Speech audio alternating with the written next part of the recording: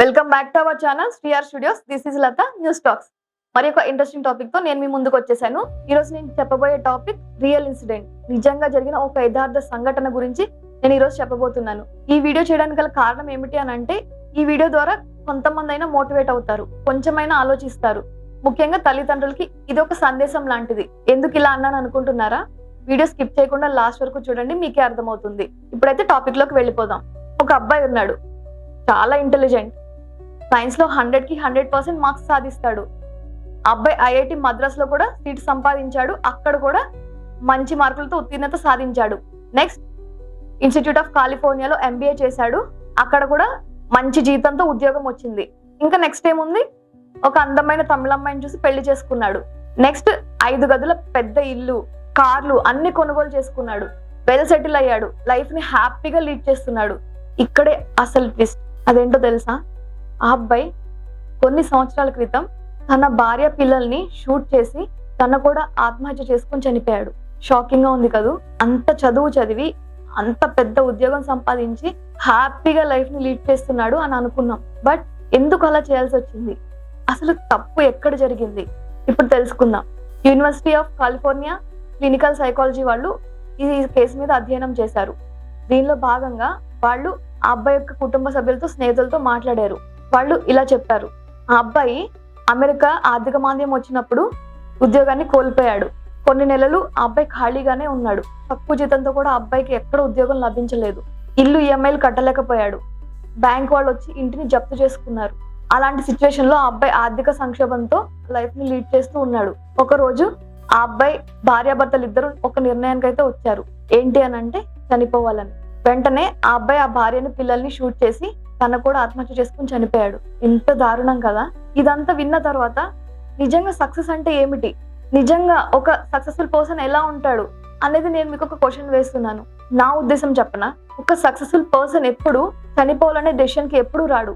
ఒక ఫెయిల్యూర్ వచ్చినప్పుడు దాన్ని తట్టుకుని నిలబడి అలానే మళ్ళీ కష్టపడి ఓపికగా సహనంగా ఉంటూ మళ్ళీ రీగ్రోత్ అవుతాడు. అంతేగాని పిరికితనంతో ఎప్పుడు చనిపోడు. క్షణికావేశంతో ఎప్పుడు చనిపోవాలనే నిర్ణయం ఎవరు తీసుకోవద్దు. లైఫ్ లో అప్ అండ్ డౌన్స్ అనేవి ఎవరికైనా కామన్. ప్రతి సిచ్యువేషన్ మనకి సక్సెస్ఫుల్ కాదు, ప్రతిదీ ఫెయిల్యూర్ కాదు. రెండింటిని మనం బ్యాలెన్స్ చేసుకుంటూ ముందుకు వెళ్తూ ఉండాలి. నిజంగా మనకి చెప్పాలి అని అంటే, ఒక విజయం అనేది మనకి ఎప్పుడు ఒక గురువు కాలేదు. ఒక ఫెయిల్యూరే మనకి నిజమైన గురువు అవుతుంది.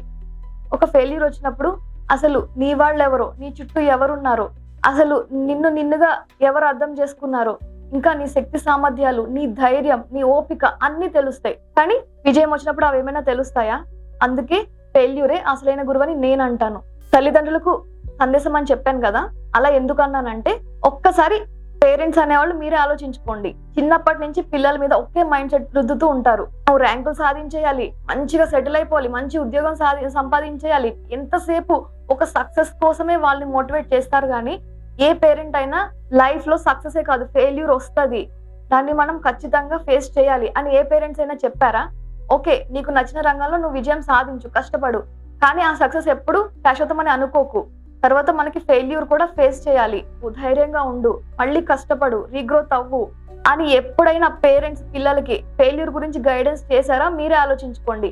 అలా గైడెన్స్ చేసి ఉంటే వాళ్ళు పెద్దయిన తర్వాత ఇలాంటి ఆర్థిక సంక్షోభం, ఇలాంటి ఫెయిల్యూర్స్ అనేవి ఫేస్ చేసినప్పుడు వాళ్ళకి చనిపోవాలనే ఆలోచన రాదు.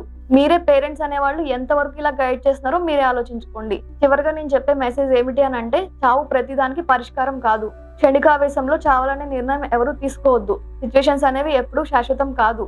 ఖచ్చితంగా ఫెయిల్యూర్ వచ్చినప్పుడు దాన్ని మనం ఫేస్ చేసి ముందుకు వెళ్తూ ఉంటే మళ్ళీ సక్సెస్ అనేది అదే వస్తుంది. దానికి చావు ఒకటే పరిష్కారం కాదు. అందరూ దీన్ని అయితే అలవర్చుకోవాలి. చావాలనే డెసిషన్ ఎవరు తీసుకోకూడదు. సో ఈ రోజైతే ఈ వీడియో నేను చేయడానికి ముఖ్య కారణం, ఈ వీడియో ద్వారా కొంతమంది అయినా ఆలోచిస్తారు, మోటివేట్ అవుతారు. పేరెంట్స్ కూడా దీని గురించి ఆలోచిస్తారనే ఉద్దేశంతోనే ఈ వీడియో అయితే చేయడం జరిగింది.